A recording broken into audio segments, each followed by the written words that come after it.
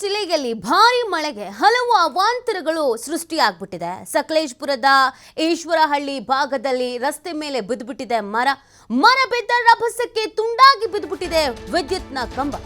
ಕಾಗಿನಹರೆ, ಬಿಸಿಲೆ, ಅತ್ತಿಹಳ್ಳಿ ಭಾಗದಲ್ಲಿ ವಿದ್ಯುತ್ ಸಂಚಾರ ಬಂದಾಗಿದೆ.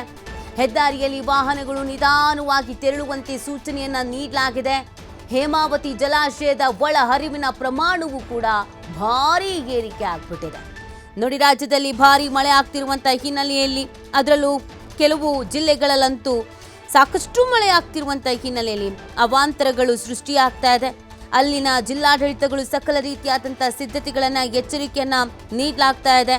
ಕೆಲವು ಕಡೆಯಲ್ಲಿ ಮರಗಳು ಬಿದ್ದಿದೆ, ಕೆಲವು ಕಡೆಯಲ್ಲಿ ಲೈಟ್ ಕಂಬಗಳು ಬಿದ್ದಿದೆ. ಸಾಕಷ್ಟು ರೀತಿಯಾದಂಥ ಸಮಸ್ಯೆಗಳು ಎದುರಾಗ್ತಾ ಇದೆ.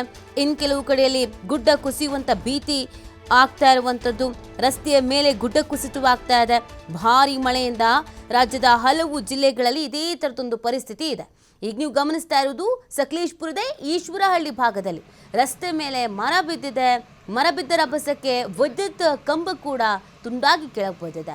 ಸೊ ಹಾಗಾಗಿ ಸಂಚಾರಕ್ಕೆ ಸಾಕಷ್ಟು ರೀತಿಯಾದಂಥ ಸಮಸ್ಯೆಗಳು ಎದುರಾಗ್ತಾ ಇರೋದು, ತೀವ್ರ ರೀತಿಯಾದಂಥ ಸಮಸ್ಯೆಗಳಾಗ್ತಾ ಇದೆ. ಕೆಲವು ಜಿಲ್ಲೆಗಳಲ್ಲಿ ಶಾಲಾ ಕಾಲೇಜುಗಳಿಗೆ ರಜೆಯನ್ನು ಘೋಷಣೆ ಮಾಡಲಾಗಿದೆ. ಇನ್ನು 3-4 ದಿನ ಇದೇ ರೀತಿಯಾದಂಥ ಪರಿಸ್ಥಿತಿ ಇರುತ್ತೆ ಅನ್ನೋದನ್ನು ಹವಾಮಾನ ಇಲಾಖೆ ತಿಳಿಸಿದೆ.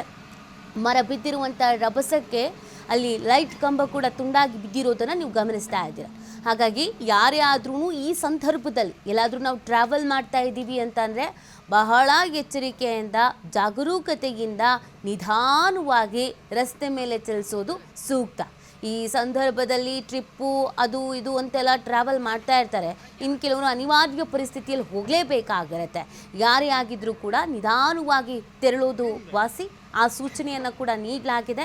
ಯಾಕಂದರೆ ಯಾವ ಕಡೆಯಿಂದ, ಯಾವ ಭಾಗದಿಂದ ಏನು ಕೆಳಗೆ ಬಿದ್ದೋಗುತ್ತೋ ಅನ್ನುವಂಥ ಪರಿಸ್ಥಿತಿ. ಒಂದು ಕಡೆಯಲ್ಲಿ ಗುಡ್ಡ ಕುಸಿತ ಆಗ್ತಾ ಇದೆ, ಇನ್ನೊಂದು ಕಡೆಯಲ್ಲಿ ಮರ ಬಿದ್ದೋಗ್ತಾ ಇದೆ, ಮತ್ತೊಂದು ಕಡೆಯಲ್ಲಿ ಲೈಟ್ ಕಂಬ ಬಿದ್ದೋಗ್ತಾ ಇದೆ, ರಸ್ತೆನೇ ಕುಸಿದು ಬಿದ್ದು ಹೋಗ್ತಾ ಇದೆ, ಸೇತುವೆ ಕುಸಿದು ಬಿದ್ದು ಹೋಗ್ತಾ ಇದೆ.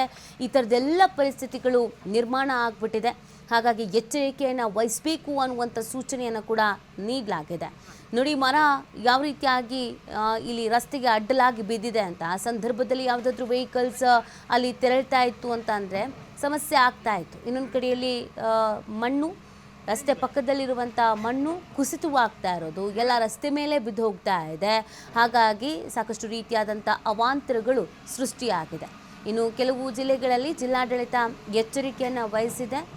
ಇನ್ನು ಸೂಚನೆಯನ್ನು ಕೂಡ ನೀಡಲಾಗಿದೆ. ನದಿ ಪಾತ್ರ, ಸಮುದ್ರ ತೀರದ ಜನರೆಲ್ಲರೂ ಬಹಳ ಎಚ್ಚರಿಕೆಯಿಂದ ಇರಬೇಕು ಅನ್ನುವಂಥ ಮಾಹಿತಿಯನ್ನು ಕೂಡ ನೀಡಲಾಗಿದೆ.